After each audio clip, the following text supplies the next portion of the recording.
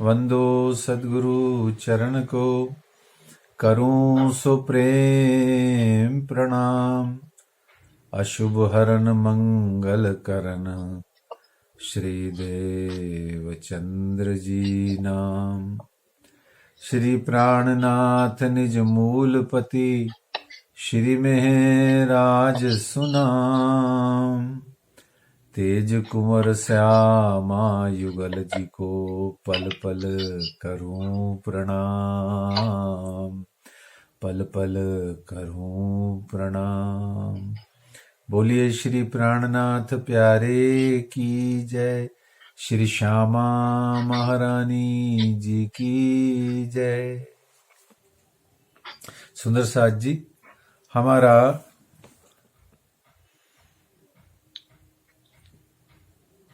इस जूम बीतक के सेशन में जो शिक्षणात्मक चर्चा कथा है, यह वास्तव में शिक्षणात्मक चर्चा कथा है। सुंदर साथ जी,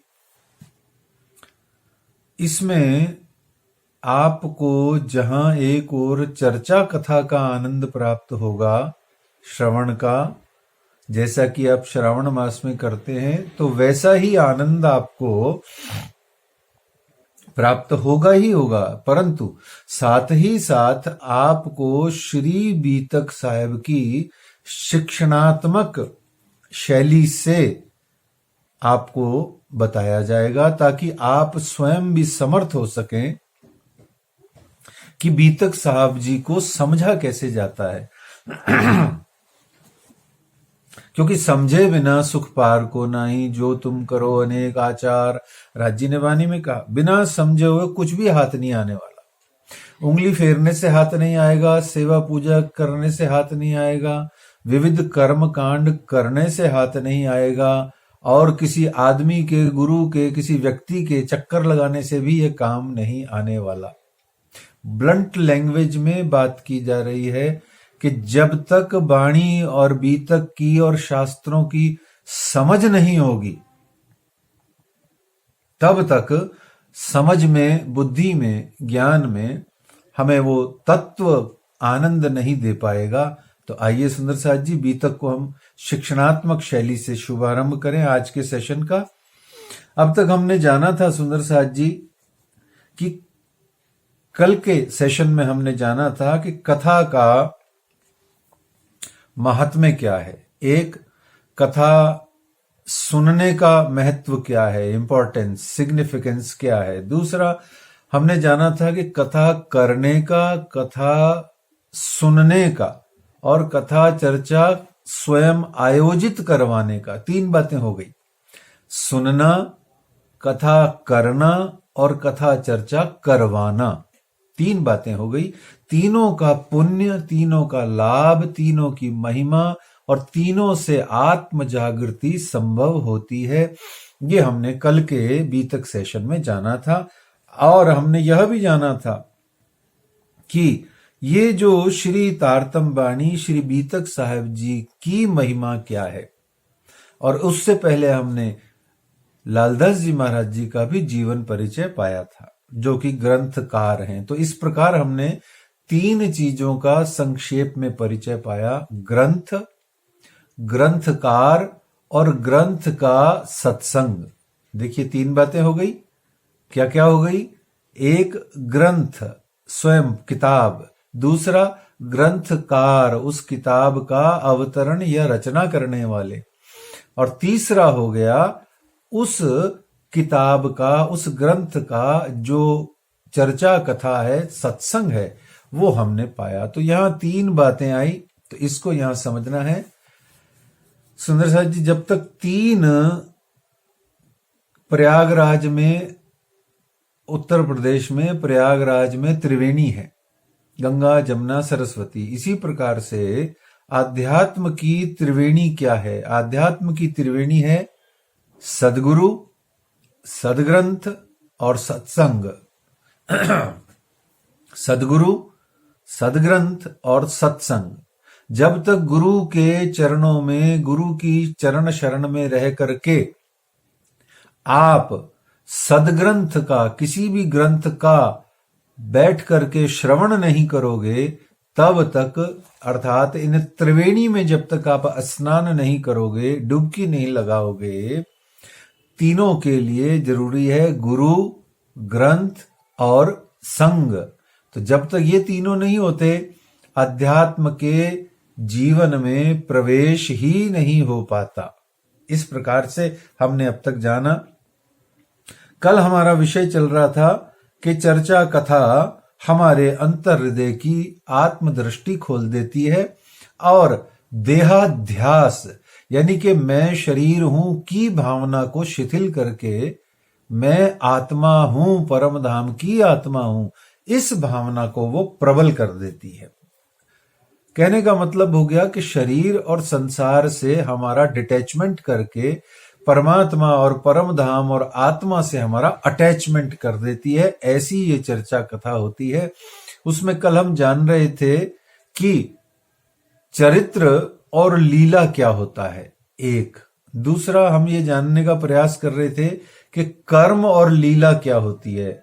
आइए इसमें प्रवेश करते हैं। एक, उससे पहले बड़ी प्यारी चीज जानते हैं। एक होता है चित्र।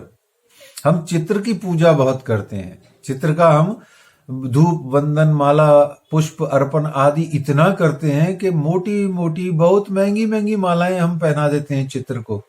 परंतु अगरबत्ती भी अच्छी अच्छी जगह देते हैं, परंतु हम अपने चरित्र को बहुत सुंदर सुंदर सुगंधित पुष्प मालाएं नहीं पहनाते या पहना पाते। तो ये बात ध्यान रखनी है कि हमें चित्र की नहीं, चरित्र की पूजा सेवा करनी है। तो इस प्रकार से आइए चरित्र और लीला में भेद जानेंगे तो बीतक में हम प्रवेश करेंगे, तो हमें समझ में आएगा कि हो क्या रहा है, ये बीतक है क्या, और 20 साल सुनने के बावजूद भी ये हमें समझ क्यों नहीं आ रही और हमारे चित्त में क्यों नहीं उतर रही और हमें इसका आनंद क्यों नहीं प्राप्त हो रहा। और हमें ये वो चीज जो शिरजी साहेब जी या जो साधु संत महात्मा गुरुजन हमें जो देना चाहते हैं, हर साल देते हैं, बार बार देते हैं, हम भी स्वयं प्रयास प्रयत्न करके पढ़ते पढ़ाते हैं, परंतु हमारे चित्त में ठहरती क्यों नहीं है।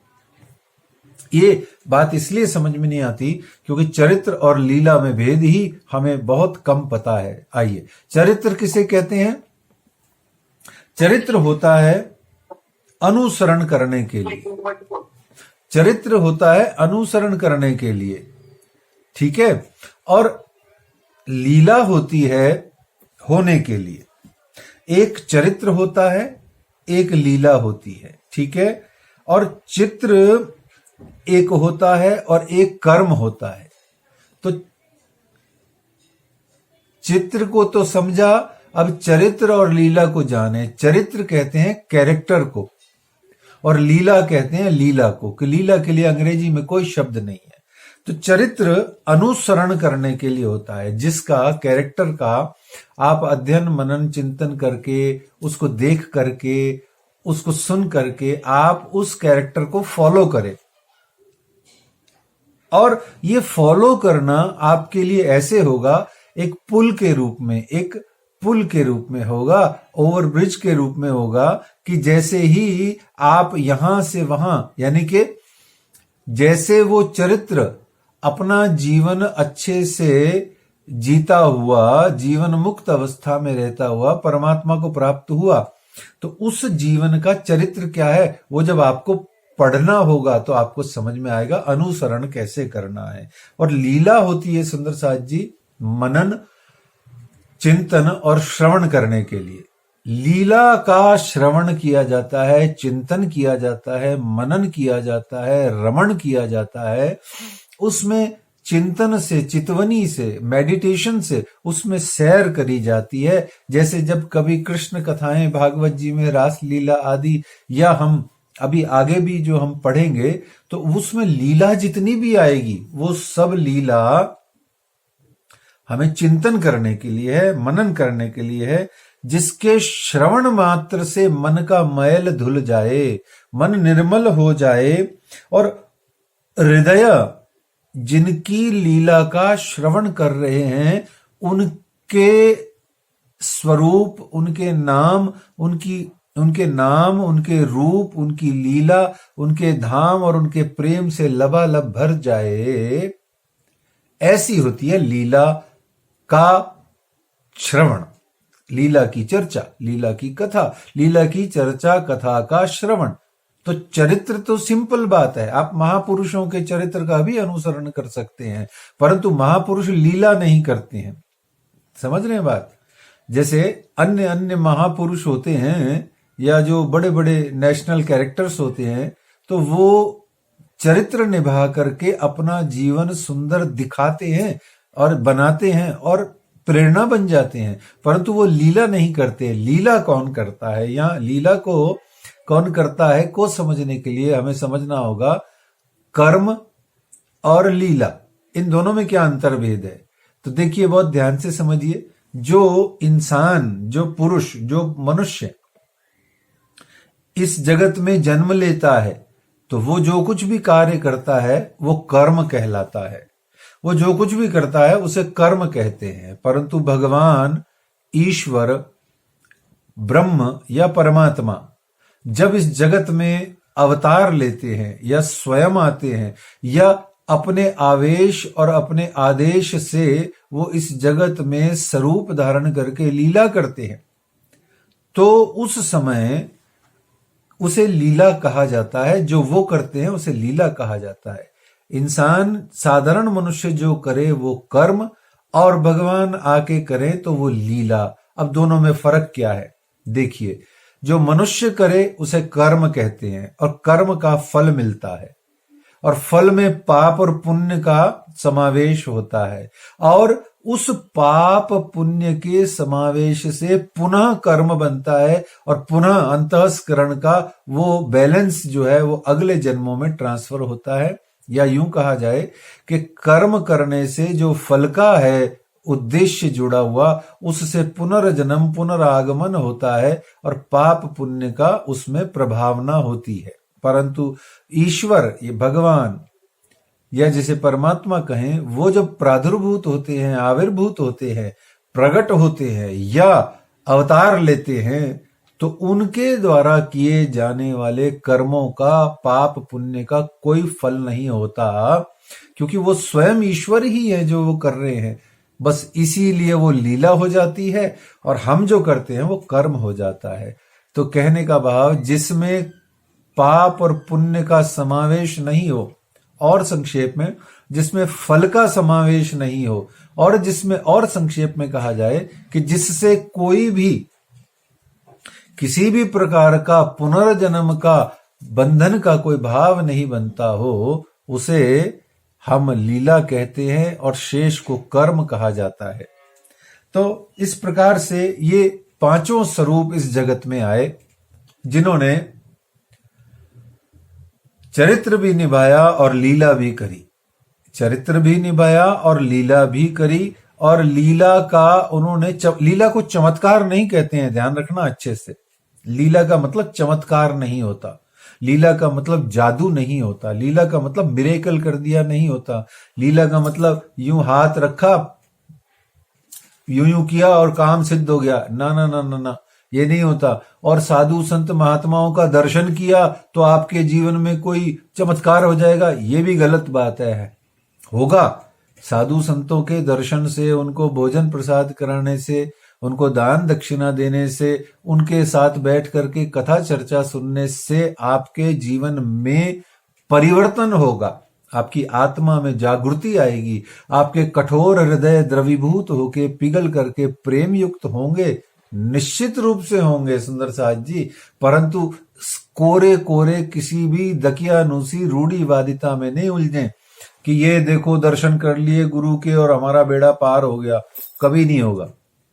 बेड़ा पार तो तब होगा जब गुरु के श्रवण करेंगे, गुरु की बात को मानेंगे, उनका अनुसरण करेंगे, और फिर अनुसरण करते करते जब उनका दर्शन करेंगे फोटो में या कहीं पर भी साक्षात में, तो आपको डबल प्रेरणा मिलेगी। हा, ये मेरे वही गुरु हैं जिनकी मैंने बातें सुन सुन करके आज मैं इनकी बातों को मान मान करके देखो मैं कितनी वाणी सीख गया, देखो मेरे अंदर में कितने बीतक साहेब के प्रसंग भर गए।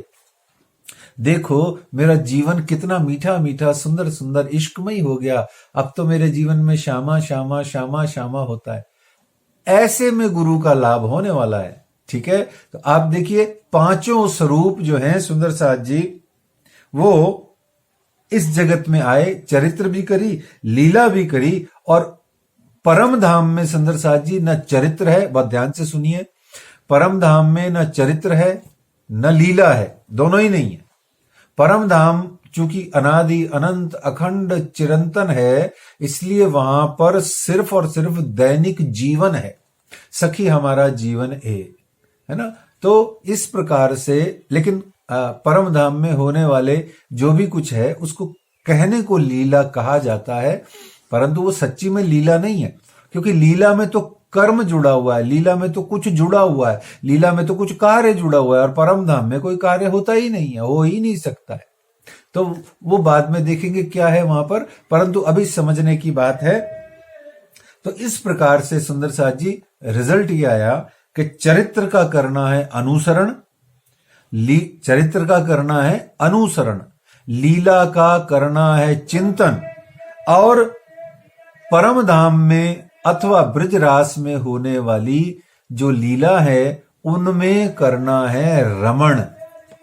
तो क्या करना है, हमें क्या क्या करना है, अनुसरण, चिंतन और रमण।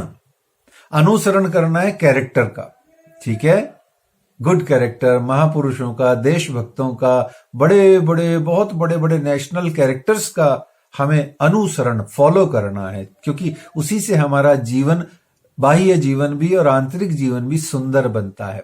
हम तरक्की करते हैं, विकास होता है, प्रगति होती है, हमारे आर्थिक और सामाजिक दोनों स्थिति अच्छी होती है। अब बड़ा बिजनेसमैन है, कोई छोटा बिजनेसमैन है, छोटा बिजनेसमैन बड़े बिजनेसमैन का अनुसरण करेगा तो मालदार असामी बनेगा ना। ऐसे ही अब इसी तरीके से कोई साधु संत महात्मा है तो वो राम का, कृष्ण का, शिव का, हनुमान जी का, अगर वो उनका लीलाओं का श्रवण कर करके उन लीलाओं में अगर वो चिंतन करेगा तो निश्चित रूप से उसका हृदय आध्यात्मिक होगा। ऐसे ही हमें परम धाम के अंदर में रमण करना है। तो इस प्रकार से यह बात सिद्ध हुई कि हमें चरित्र और लीला का भेद समझना है। चरित्र और लीला का भेद समझ में आने पर ही श्री बीतक साहब के अंदर में प्रवेश करने के बाद में जो विभिन्न प्रकार के प्रसंग आएंगे, उन प्रसंगों का हमें समझ में आएगा कि करना क्या है, आखिरकार ये है क्या। तो मूल में जो डेप्थ में, जो जड़ में, जो रूट में जो बात है वो ये है। तो अभी हम पिछले जितने भी दिन से श्रवण कर रहे हैं वो सुन रहे हैं, समझ रहे हैं, वो सब वही बातें समझ रहे हैं। आज बीतक साहब जी का पहला शब्द हम शुभारंभ कर रहे हैं सुंदर साथ जी, और वह पहला शब्द क्या है, अथ। अथ तीन स्वरूपों की बीतक लिख्यते, या किसी बीतक में लिखा हुआ है श्री श्री श्री तीनों स्वरूपों की बीतक। दोबारा सुनिए, अथ तीन स्वरूपों की बीतक लिख्यते, और यह कहा गया श्री श्री श्री तीनों स्वरूपों की बीतक। तो ये बहुत ध्यान से समझना सुंदर साथ जी कि श्रद्धा जो है वो मति में होती है, श्रद्धा दिल में नहीं होती है, श्रद्धा मति में होती है। श्रद्धा का संबंध बुद्धि से है, श्रद्धा मति में होती है और हृदय में विश्वास होता है। इसीलिए राज जी ने वाणी में कहा, विश्वास करीने दौड़े जे तार तम नु फल सोई ले। राज जी ने ये नहीं कहा श्रद्धा करीने दौड़े जे तार तम नु फल सोई ले ना, लेकिन भगवत गीता में भगवान ने इसको पहले कह दिया, कृष्ण परमात्मा श्री कृष्ण ने, कि श्रद्धावान लभते ज्ञानम। ज्ञान की प्राप्ति किसे होगी, जिसकी मति में श्रद्धा होगी। और विश्वास करके यदि तुम चलोगे, मान करके चलोगे, यदि सोच के चलोगे कि मेरे गुरु ने मुझको जो श्री तारतम बाणी और श्री बीतक साहब का जो ज्ञान दिया है या देते हैं, वो निश्चित रूप से मेरे आत्म कल्याण के लिए है, जगत कल्याण के लिए है, मेरे आत्मोद्धार के लिए है, मेरी आत्म दृष्टि खोलने के लिए। तो इस तरीके से यदि आप सोचते हैं तो बीतक साहब के अंदर में आपको समझ में आता है। तो अथ 3 स्वरूपों की बीतक लिख्यते, यहां महामती श्री लालदास जी महाराज कहते हैं कि 3 स्वरूपों की बीतक लिख्यते। आज के इस प्रसंग में हमें 2 ही चीजें समझनी है, क्योंकि समय हमारे पास कम होता है, हमारे पास सिर्फ 33 मिनट होते हैं। उसमें हमें समझना होता है कि आज के बीतक के प्रसंग में हम ये समझेंगे कि अथ का क्या अर्थ है और 3 स्वरूप कौन से हैं। पहले हम 3 स्वरूप को समझते हैं, अथ को हम दूसरे नंबर पे रखेंगे। तो अथ का अर्थ दूसरे नंबर पे रखा जाएगा। 3 स्वरूप क्या है सुंदर साथ जी? देखिए, आप लोगों को सबने सुना होगा, आपने 3 स्वरूप सुने होंगे, या जिसको 3 सूरतें कहा गया सुना होगा। मोहम्मद की 3 सूरतें वाणी में कहा गया, श्री श्यामा जी की 3 सूरतें। मोहम्मद का अर्थ होता है श्री श्यामा जी, और श्री श्यामा जी की 3 सूरतें, सूरतें का अर्थ होता है स्वरूप, सूरतें का अर्थ होता है स्वरूप। तो 3 स्वरूप कौन से हैं? तो श्री मुखवाणी के अंदर में जो 3 स्वरूपों का वर्णन है वो अलग है। बहुत ध्यान से समझिए, सारी दुनिया, सारा संसार इसमें कंफ्यूज होता रहता है। कितने ही अच्छे अच्छे माफ कीजिएगा विद्वान भी कंफ्यूज होते रहते हैं, आखिर ये 3 स्वरूप कौन से हैं जिनकी बीतक है ये। लेकिन वो इसलिए कंफ्यूज होते हैं क्योंकि वो तारतम वाणी में जो वर्णित 3 स्वरूप हैं उसका कनेक्शन इधर ले आते हैं, ठीक है ना। पर वास्तव में यहां तारतम वाणी के जो मोहम्मद की 3 सूरतें हैं, जो श्री श्यामा जी महारानी जी की 3 सूरतें हैं, उनका यहां कोई कनेक्शन नहीं है ये वाला। ये 3 स्वरूप हैं सुंदर साथ जी, श्री देवचंद्र जी, श्री प्राणनाथ जी और श्री छत्रसाल जी। ये इन तीनों की ही बीतक है, आप पढ़ेंगे तो आप जान जाएंगे, है ना। ये 3 ही स्वरूप की बीतक है। ये तीनों स्वरूप बीतक के अलग से हैं। पहला निजानंद स्वामी सदगुरु धनी श्री देवचंद्र जी महाराज, दूसरा महामती श्री प्राणनाथ जी महाराज, और तीसरा महाराजा छत्रसाल जी, ठीक है। अब बात यह आई है कि 3 स्वरूप वाणी में कौन से कहे गए? तो वाणी में कहे गए मोहम्मद की 3 सूरतें, जिनको कहा गया बसरी, मलकी और हक्की, जिसको अगर हम रूपांतरण करें तो ये आ जाएगा एक सूरत वो जो बसर गई, बसर गई है ना, बस गई। कहां बस गई? जिसे हम अक्षर ब्रह्म की एक कला का हुक्म का स्वरूप बोलते हैं, है ना।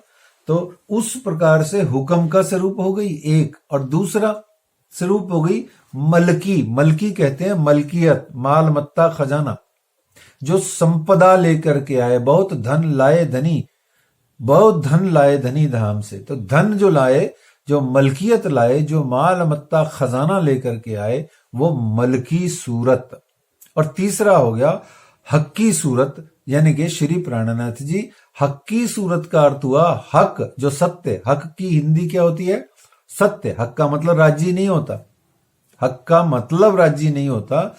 हक का अभिप्रेत अभिप्राय ये ग्रहण कर लिया गया कि हक राज्य को कहते हैं, क्योंकि हक की हिंदी होती है सत्य, और सत्य ही धर्म होता है, और धर्म और सत्य के स्वामी स्वयं अक्षरातीत पिया प्राणनाथ जी होते हैं।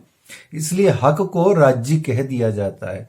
हक की हिंदी नहीं होती, अनुवाद करें, उसका अर्थ करें तो हक का अर्थ सत्य होता है, या हक का अर्थ अधिकार होता है।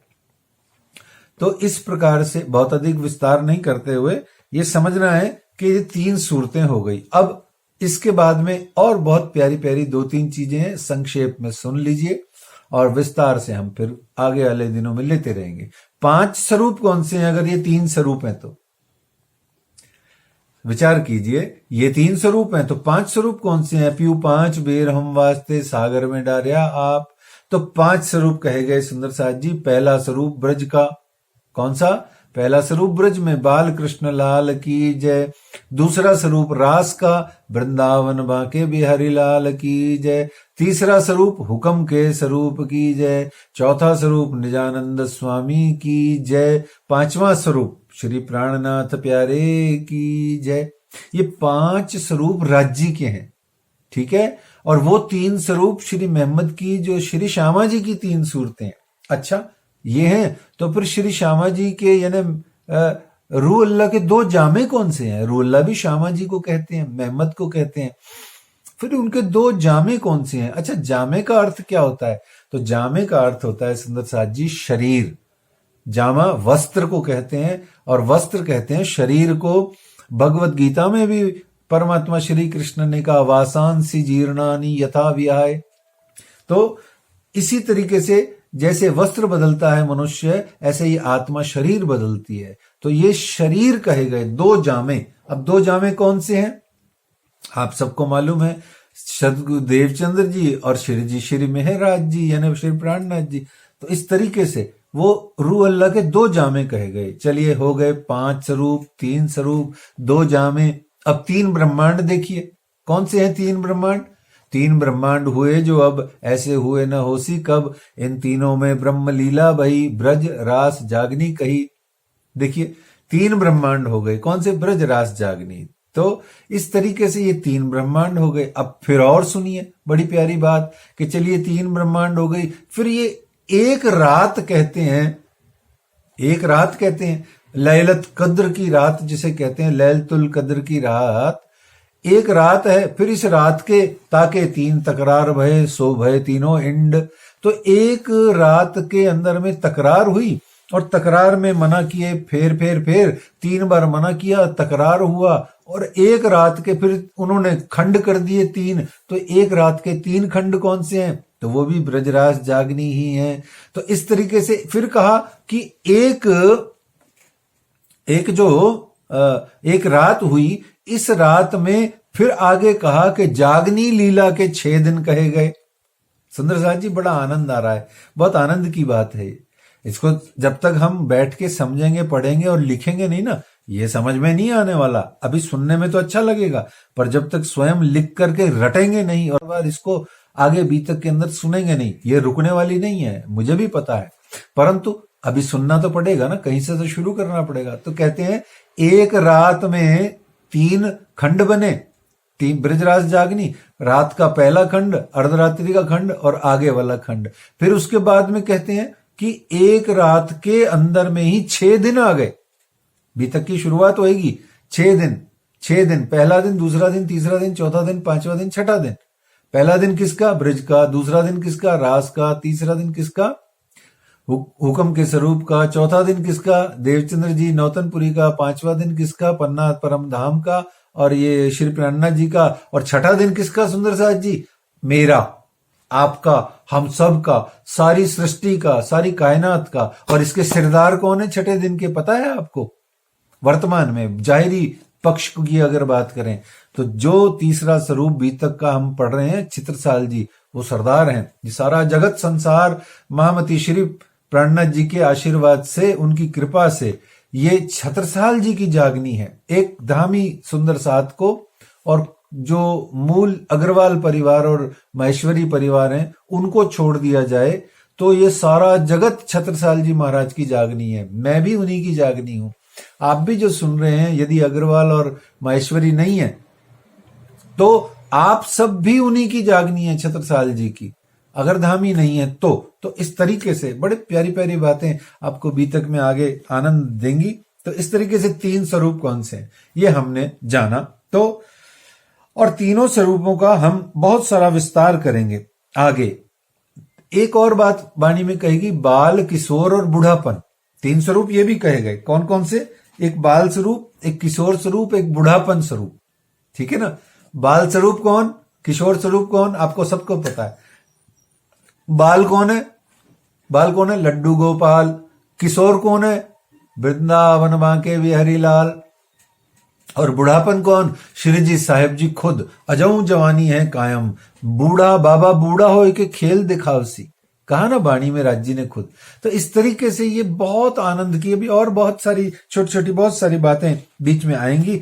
आज का हमारा जूम सेशन का जो चर्चा कथा का भाव है वो हम यहीं पर रोकते हैं, क्योंकि आने वाले विषय जो हैं वो ज्यादा हो जाएंगे। तो हमारा अर्थ जो है उसका सिर्फ अर्थ भर हम आज जान लेते हैं, विस्तार हम कल कर लेंगे।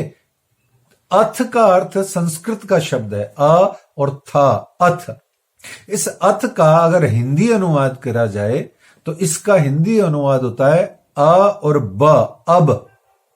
अथ का हिंदी अनुवाद होता है अब, अब। और अ का अगर हम पूरा फॉर्म लें तो अ का अर्थ होता है अनुभव और ब का अर्थ होता है बाद। अ अनुभव, ब बाद, अनुभव के बाद। अथ आज, अब, इस समय। हवे, हवे गुजराती में हवे बोलते हैं। अब तक मेरे को ये हो गया। अथ आज के बाद में मैं ऐसा करता हूं। अब के बाद में, अब से ऐसा हो जाएगा। जैसे आपको अभी आत्म जागृति हो गई बीतक के वचनों को सुन के, तो आप कहोगे अब के बाद, यानी आज के बाद में, अब के बाद, इतना सुनने के बाद में अब तो मैं रोज रोज बीतक साहेब जी का अध्ययन मनन करूंगा, इसका श्रवण करूंगा और इसकी चर्चा कथा न सिर्फ करूंगा सुनूंगा, बल्कि चर्चा कथा करा करके 11 दिन की, 21 दिन की, 1 महीने की चर्चा कथा का स्वयं आयोजन करा करके मैं सारे जगत में श्री जी साहेब जी की वाणी गर्जत मान संसार खोजी खोज मिटावे अंधार करूंगा। तो अथ का अर्थ अब, अनुभव के बाद। After experiencing such and such and such, then thereafter you realize that this and this and this। तो अथ का अर्थ होता है अब, अब, और गुजराती में कहते हैं हवे। हवे पहला मोजल नहीं कहूं बात, अब मैं मोजल की बात कहता हूं, शिरजी साहिब जी कह रहे हैं वाणी में। तो आइए सुंदर साथ जी आज के प्रसंग को विश्राम देंगे और हम श्री मती मानसी जी से, ऑस्ट्रेलिया से जो हमारी होस्ट हैं, उनसे प्रार्थना करेंगे कि छोटा सा 2-3 मिनट का एक जो भी भाव आप रखना चाहें। श्री श्यामा महारानी जी की जय। बोलो श्री प्राणनाथ नित्य प्यारे की जय, श्री बाईजी राज महारानी की जय। मेरी आवाज सही से आ रही है आप सबको? हाँ आ रही है, आ रही है। ठीक आ रही है। महारानी रानी अब तो लगा दो नैया पार। महारानी रानी अब तो लगा दो नैया पार। मेरी राधे रानी अब तो लगा दो नैया। मेरी बाईजी रानी अब तो लगा दो नैया पार। मांगत भीख कृपा की, मांगत भीख कृपा की, खड़ी हूँ तुम्हारे, खड़ी हूँ तुम्हारे पास। श्यामा अब तो लगा दो नहीं।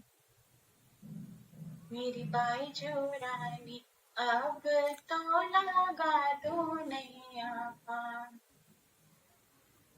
रस मुख सुनोगे मेरी, रस मुख सुनोगे मेरी, अपने ही दरबार, अपने ही दरबार।